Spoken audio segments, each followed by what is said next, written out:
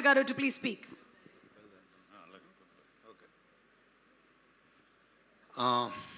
Good evening. ఈరోజు నేను ఒక విషయం చెప్పదలుచుకున్నా. ఇక్కడ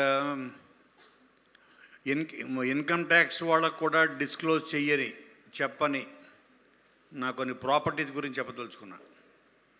ఇప్పుడు దాకా లైఫ్లో చాలామంది వాళ్ళు ఎంత సంపాదించారు ఏంటి ఎవ్రీ ఇయర్ వాళ్ళు రిటర్న్స్ ఫైల్ చేయాలి. నేను రిటర్న్స్ ఫైల్ చేయకుండా దాచుకున్న కొన్ని ప్రాపర్టీస్, ఆ ప్రాపర్టీస్ ఇవాళ మీ ముందుకు వచ్చారు. నెంబర్ 1 వివి వినాయక్. అతను నేను సంపాదించుకున్న ప్రాపర్టీ. అంటే నా కోసం వచ్చిన ప్రతి వాళ్ళు, బాబీ, అలాగే నేను పరిచయం చేసిన శివ నిర్వాణ నా కోసం టీజర్ ఈవెంట్ అప్పుడు వచ్చాడు. చాలామంది ఇలాగా ఈరోజు ఇంకొక కొత్త ప్రాపర్టీని సంపాదించుకున్న ఆ ప్రాపర్టీ సతీష్ జవ్వాజీ. సో వీళ్ళందరూ వీళ్ళ ప్రాపర్టీస్ అంటే వీళ్ళ నా ఆస్తులు. ఎందుకంటే వీళ్ళు రేపొద్దున నేనున్నా లేకపోయినా సినిమా అన్నది ఉంటుంది. సినిమా ఉన్నంతకాలం వీళ్ళు ఉంటారు. సో మనం వెళ్ళిపోయిన తర్వాత కూడా మన ప్రాపర్టీస్కి వారసులకు వెళ్ళిపోతుంటుంది. అలాగే సినిమా అన్నది వారసత్వంగా తీసుకొని వీళ్ళు దానిని టేక్ కేర్ చేయాలి వీళ్ళు అనే ఉద్దేశంతో నేను ఒక మంచి టాలెంట్ దొరికితే నాకు బాగా గుర్తు. శివ నిర్మాణం నా దగ్గరకు వచ్చినప్పుడు కానీ, ఫస్ట్ సినిమా చేద్దామని బాబీ చెప్పినప్పుడు కానీ, హరీష్ శంకర్ చెప్పినప్పుడు కానీ, వాళ్ళు చెప్పిన కథ, వాళ్ళ ప్యాషన్ చూసి ఈ ప్యాషన్ని ప్రపంచాన్ని పరిచయం చేయాలి. మేబీ అందుకే నన్ను ఆ దేవుడు ఇక్కడ పంపించాడు అనుకున్నా. అలాగే ఒక హరీష్ శంకర్ అవ్వచ్చు, బాబీ అవ్వచ్చు, గోపిచంద్ మల్నేని అవ్వచ్చు, వీళ్ళందరూ, ఓ శివ నిర్మాణ, ఇప్పుడు సతీష్ జవ్వాజీ, వీళ్ళందరూ నా ఆస్తుల కింద ఫీల్ అవుతారు. సో ఈ ప్రాపర్టీ వాల్యూ రోజు రోజుకి పెరుగుతూనే ఉంటుంది. ఈ తగ్గే ప్రాపర్టీస్ కాదు ఇవి. So I'm so proud. నా కమింగ్ టు బ్యాండ్ మేళం, రోషన్ అండ్ శ్రీదేవి వీళ్ళిద్దరు లేకపోతే ఈ సినిమా లేదు. నేను ఫస్ట్ కథ వినంగానే సతీష్ చెప్పింది అదే. సతీష్ నేను సినిమా చేస్తా. సతీష్, వేణు, బెక్కం ఇద్దరు వచ్చారు. సో మన కథ చేద్దాం. నాకు ఈ కథ చాలా బాగా నచ్చింది, కానీ ఈ కథని 10 మంది చూడాలి. మార్బుల్ ఇవాళ మీరు చూస్తే, నేను ఇప్పుడు సాయంత్రం చూస్తున్నాను, ఎక్కడ లండన్, ఎక్కడ స్కాట్లాండ్, ఆస్ట్రేలియా, ఎక్కడెక్కడికో అవుతుంది. ఏంటి సినిమా వీళ్ళు రిలీజ్ అవుతుంది రేపు 26th నాడు. మారుమూల ఈవెన్ స్కాండినేవియన్ కంట్రీస్లో, ఎంటైర్ యూఎస్లో నాకు తెలిసి 300 స్క్రీన్, 350 స్క్రీన్స్ వరకు రేపొద్దున 26th రిలీజ్ అవబోతుంది. దానికి కారణం కోన వెంకట్ కాదు, దానికి కారణం Roshan and Sridevi. You have to accept. ఎందుకంటే వాళ్ళు కోర్ట్ అన్న మూవీతోటి, వాళ్ళ పెర్ఫార్మెన్స్ తోటి, నాని అన్నవాడు తను చెప్పిన ఒక గొప్ప మాట, మీరు ఈ సినిమా నా కోసం చూడండి, సినిమా నచ్చకపోతే మీరు ఎప్పుడు మళ్ళీ నా సినిమా చూడొద్దు అని చెప్పాడు. చాలా ధైర్యంగా చెప్పాడు. సో దానికి చాలా గట్స్ కావాలి, కన్విక్షన్ కావాలి. అంటే ఆ కథ, ఆ సినిమా, వీళ్ళిద్దరూ, అలాగే మన రామ్ జగదీష్ ఇచ్చిన ఆ కథ, అతను తీసిన విధానం, ఇదే సేమ్ కాన్ఫిడెన్స్ నాకు సతీష్ వీళ్ళందరూ ఇచ్చారు. నేను ఈ కథ విన్నప్పుడు నేను కూడా చెప్తున్నా, ఈ సినిమాని తప్పక చూడండి.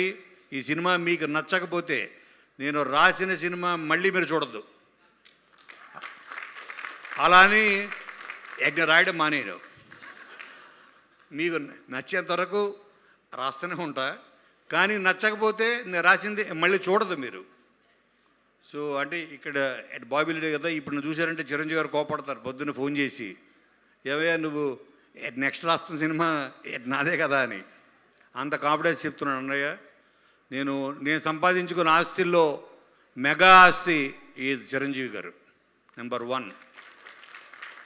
ఎంతోమందిని సంపాదించుకున్నాను, కానీ అంటే మనం ప్రతి ఫిలిం తోటి మనం ఎంతోమంది టెక్నీషియన్స్ని, ఇక్కడ ఉన్న ఫ్రెండ్స్ క్యారెక్టర్స్, వీళ్ళందరూ ఎంతోమందిని, మన కుటుంబం అది పెద్దగా అవుతూ ఉంటుంది. మన ఫ్యామిలీ, వీళ్ళందరూ మన ప్రాపర్టీస్.